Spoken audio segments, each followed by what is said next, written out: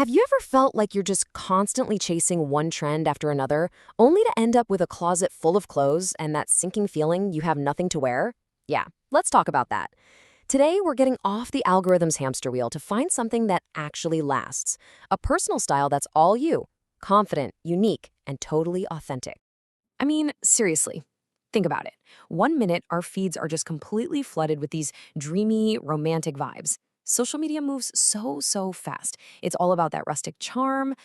And then, bam, before you can even blink, we've all pivoted to tweed blazers and this kind of scholarly, super moody aesthetic. It's just a constant, dizzying churn. And then, just like that, it's on to the next thing. Suddenly, we're all supposed to be channeling our inner mob wife with leopard print and chunky gold jewelry. The speed of these microtrends is, well, it's relentless. This whole cycle, you could call it the trend treadmill. And honestly, it's exhausting, right? It's no wonder so many of us are looking for something that feels a little more real, a little more sustainable. So, does this hit close to home? You stare into a closet that's absolutely packed, and yet nothing feels right? This is the classic sign that your wardrobe is probably full of trends, but not necessarily full of you, and that's the exact problem we're trying to solve. So what's the big solution? It's all about developing your personal style. But look, this is not about some strict list of rules. It's way more of a mindset. It's this empowering way of thinking that helps you shop smarter, ignore all the marketing hype, and actually build a wardrobe that you genuinely love to wear. Okay, so where do we even begin? Well, not in a store. It all starts with a little bit of inner work, some self-reflection. Because real style, the kind that lasts, begins with understanding yourself, not just copying someone else. And this right here, this lays out the difference so clearly. Chasing trends is all about looking outward, right? You're copying others. It feels like you're trying to pass some test cooked up by an algorithm. But personal style, that's a whole different game. It starts from the inside with trusting yourself. It's driven by your feelings. It feels like play, not a performance. I just love this quote from creative consultant Amanda Murray. She's basically saying that the best, most magnetic style isn't about wearing the it brand of the moment. It's about having this deep, unshakable self-trust. It's a kind of confidence that just radiates from you. You know, your style isn't supposed to be some fixed thing. It's alive. It's a reflection of everything you go through. Your life is your style guide. Maybe it's a passion, like how editor Noah Johnson points out that skating makes you an expert on how pants should fit. Or maybe it's the big stuff, the heartbreaks and the loves that Amanda Murray talks about. It all shapes what feels right on your body. And fashion writer Leandra Medine just nails this idea. Your style gets clearer and sharper the more comfortable you get just being you. You start to really learn and accept what works for you in real life, not just what you admire on someone else's Instagram feed. All right, so we've done the inner work. We've got our mindset shifted. Now for the really fun part, the outer work. Let's get our hands dirty and talk about the actual practical steps you can take to start experimenting and finding what you love. First things first, the wardrobe audit.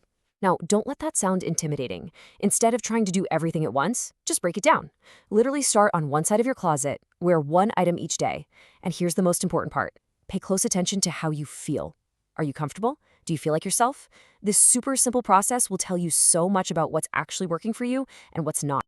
Here's a total game changer for you. Start treating shopping like you're a detective. Go into stores or scroll online, not with this pressure to buy something, but just with pure curiosity. What shapes are you drawn to? What colors? What fabrics? The goal here isn't to acquire more stuff, it's to learn about your own taste. Now, the word uniform might sound a little boring, but trust me, it's a secret weapon.